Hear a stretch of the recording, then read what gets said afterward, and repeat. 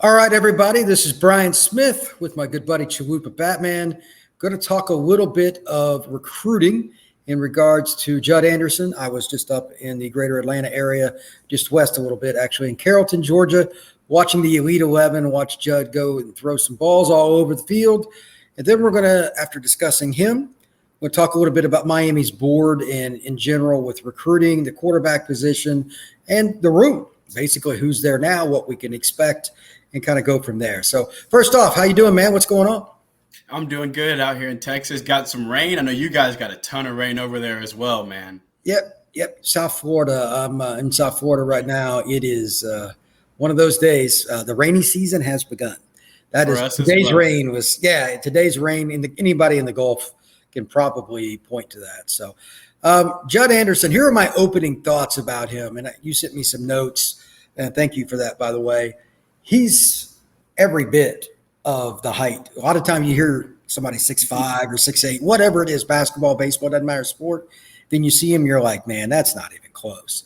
Judd Anderson looks 6'7". He's listed at 6'7". I shook his hand. I stood next to him. That is a tall kid. He was standing next to a couple kids who were listed like 6'4" yesterday.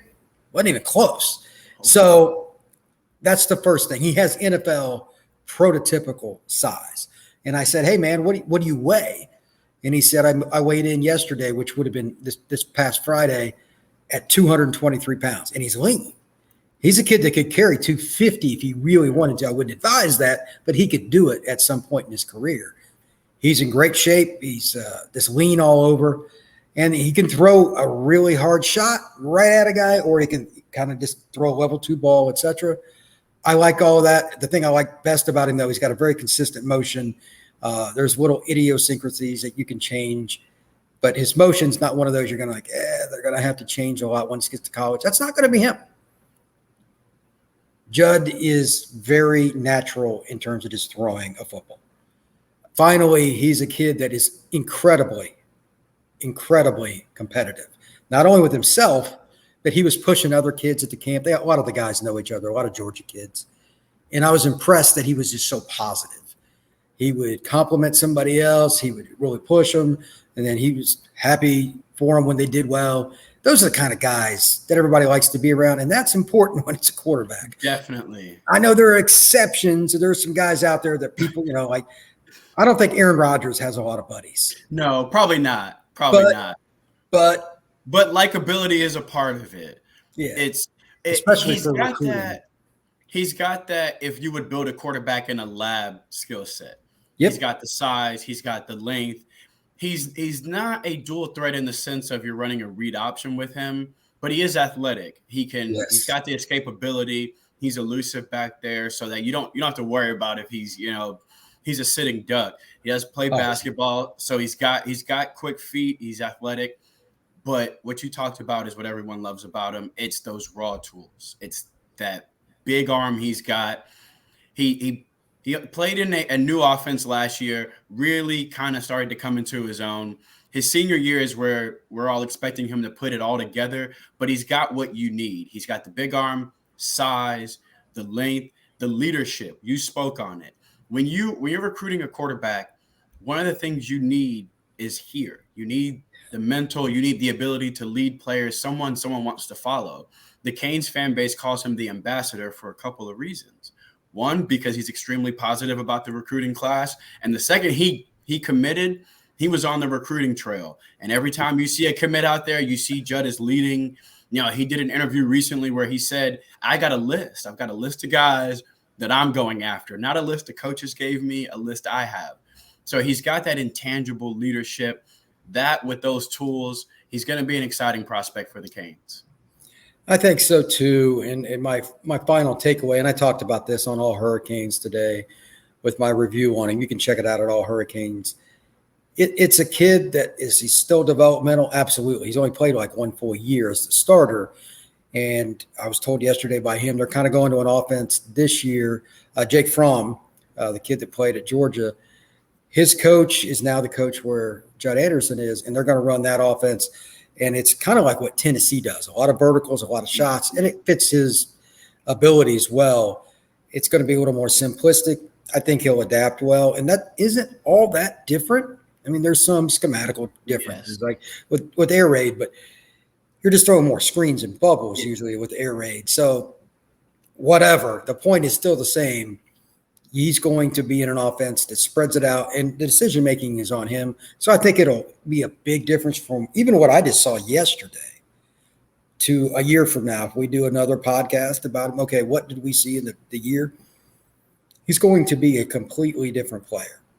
And I think that's why, I think that's why they wanted to get in so early on him, because you see not only what he is now, but what he is going to be as well.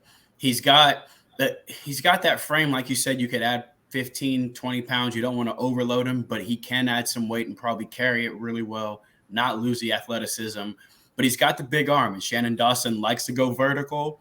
He throws a great deep ball. He throws an accurate deep ball. It's going to be really exciting to see him in this new offense in his senior year, put all that stuff together and come out as a polished quarterback. I'm excited for him. I think the Canes fan base is excited for him as well. Showed really well in Elite 11, and we hope he keeps that momentum rolling into his senior season. That's right. Yeah, I'm going to go check him out this fall. The tentative plan is to go see him play against one of the best programs in the South, and that's Warner Robins. They've won a couple of state titles and came in second last year. It was an off year for them. That's a good program. And they've got some kids at his high school. He said he's got a really senior dominant team. So that'll be a way to see what he can do. And that game is October 27th. So it's the end of the year. He's going to be a different player. So with that said, now you look at Miami from a holistic perspective. I think I speak for the vast majority of people that follow Miami or coach at Miami or play at Miami. The chances of Tyler Van Dyke being a Cane in 24 are low, barring something even worse than we don't want to talk him getting hurt again. Is the only way he comes back. That's how I see it. Yeah, 100%. So you would have 2 scholarship quarterbacks if everything stayed status quo. And then you add Judd Anderson. So that means like they did nothing with the portal, no other high school kids or anything. You would have just 3 guys. I don't think that's the best option for obvious reasons. And I'm not going to go down the rabbit hole with the transfer portal. We wouldn't even know who's going to be in it. It'll be the next wave of quarterbacks won't be until the fall. Yeah. So there's no reason to even talk about it. Because I'm sure somebody's going to comment on this, and that's fine. There's 0 chance we have any idea. And neither does Mario Cristobal or Shannon Dawson. Yeah, not yet. Too early. That being stated, here's my question for you. Would you still pursue another quarterback out of the ranks of the high schoolers? Would you just take a kid from the portal, or would you wait till next year and try to take 2 and take some 5-star kid? Or is there a combination? What say you? I'd say it's probably a combination. It's probably a meet in the middle somewhere. Okay. You got Judd locked in. I would think you still want to have one more guy to compete. Ja'Cory will probably end up redshirting again, or redshirting this year and actually holding on to his red shirt. But as you said, that means you're coming into next year with a redshirt freshman and a redshirt sophomore quarterback, a true freshman in Judd. You probably at least want someone else in there to compete, whether that's an A.J. Hairston, a J.C. Evans, if they still try to go after quarterbacks that are signed, Marcus Davila, Aaron Nolan. There are still guys out there. It's still very early. The recruiting trail is, it's still open, even though some kids are verbally signed. We've seen that you can flip some of these guys, especially later. But I would think Shannon Dawson would definitely want to get 2 quarterbacks in. Maybe someone else that is a little bit less of a project, or a portal guy to bring with Judd. I think you at least want competition. If Ja'Cory is going to be the guy next year, you at least want competition behind him, because we saw last year, if a guy goes down, you end up burning Ja'Cory's red shirt, and you end up having to play Jake Garcia as well. You don't want to be in a situation where you're one injury away from dooming your entire season. So you want to have depth, and you want to have competition. Competition brings out the best in all of them. So bring in 2 of them. Let these guys compete. Let them – iron sharpens iron. We hear Cristobal say it all the time. So load up in this class, but also It doesn't hurt to bring in a veteran next year because you're losing TVD. You're losing someone that has seen 3 years of football. So it won't hurt to bring in a transfer portal guy to come and compete and at least add some depth and stability to the quarterback roster. But if I had it my way, I'd say bring in one more high school quarterback, let him and Judd compete, let them bring out the best in each other, and then we see what happens in the portal next year. That stuff is really hard to predict. But I would imagine Coach Dawson and Cristobal are still have their eyes open for 2024, seeing if they can add one more to the class. Obviously, they love Judd. He's definitely the future here.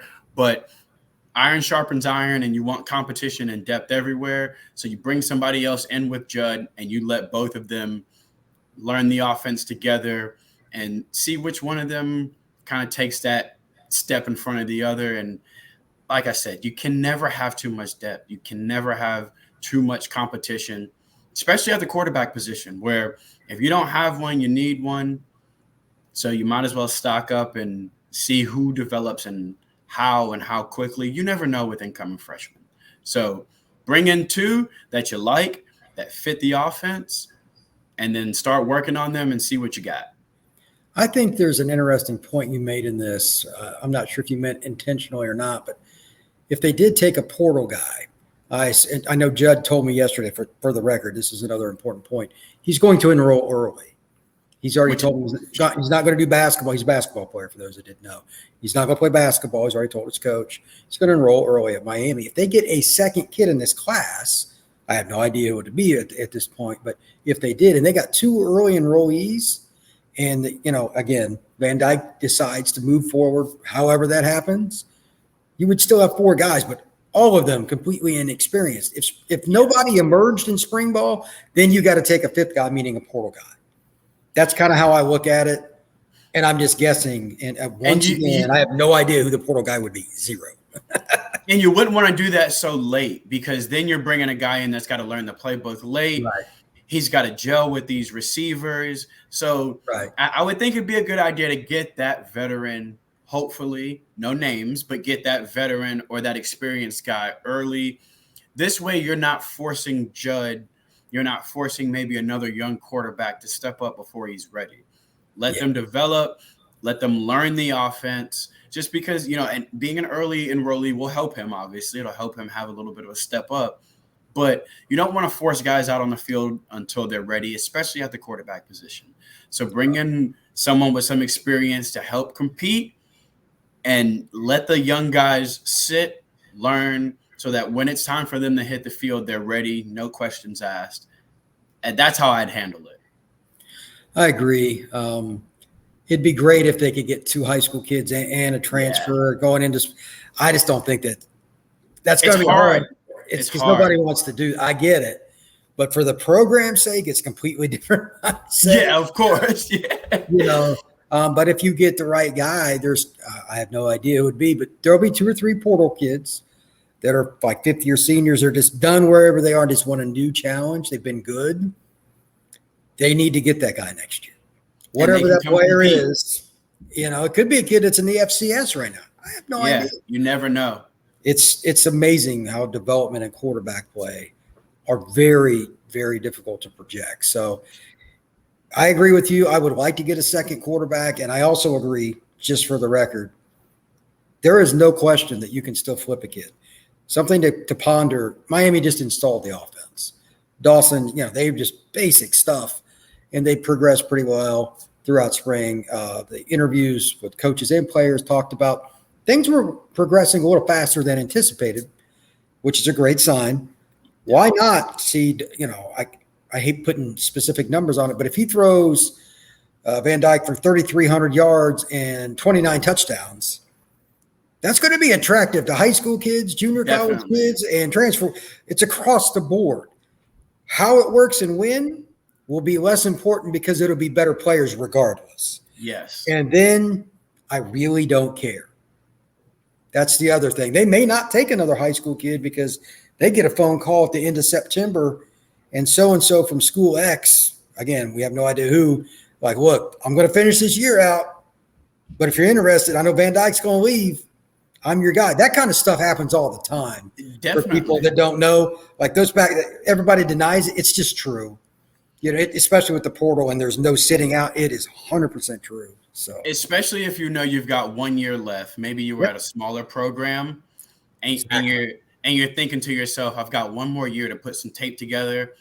This Shannon Dawson offense is exciting. It's going to put up numbers. Let me go do 1 more year there. And then you've got your sales pitch to the staff already. Hey, you've got the talent. They just need 1 more year to sit. You've got Judd, you've got Emery, you got Brown, but let me come in, be your stopgap. Give these kids 1 more year. Don't burn no red shirts. And that's kind of the way offenses tend to be going now. If they're a little too young, don't rush them on the field. Bring in a veteran. Sam Hartman with Notre Dame. You're seeing that a little bit around the country. It would be a great option. It's just like you said earlier, it's hard to predict those things because you never know. You never know. It could be someone who did not start last year, has a great year in the FCS or has a great year at a G5 school, and now he's on the radar. And maybe he was overlooked by Miami coming out of high school. He's always wanted to be here. And kid throws for 4,500. You know what I mean?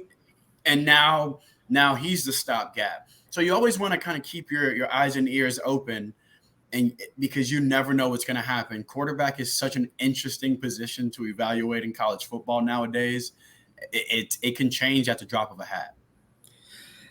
That is very well said, my friend. And with that, thank you very much for Chalupa Batman on Brian Smith.